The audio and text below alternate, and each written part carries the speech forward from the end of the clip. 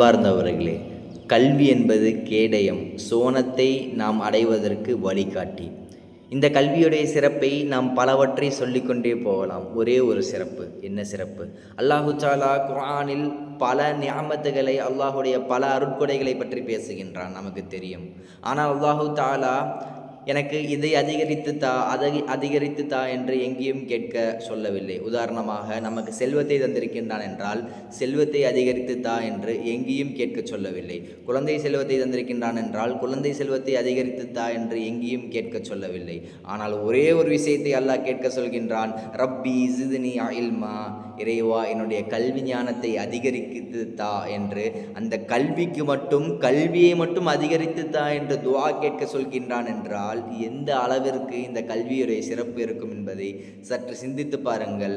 ஆனால் இன்றைய காலத்தில் இந்த கல்வியை விட்டுவிட்டு, இந்த கல்வியை ஒரு பொருட்டாக மதிக்காமல் வேலையின் பக்கமும் தொழிலின் பக்கமும் நம்முடைய மாணவர்கள் கல்வியுடைய மகிமையை அறியாமல் செல்லக்கூடிய ஒரு நிலையை நம்மால் காண முடிகின்றது. அல்லாஹு தாலா இந்த நிலையை மாற்றி அமைத்து தருவானாக. அஸ்ஸலாமு அலைக்கும் வரஹ்மத்துல்லாஹ்.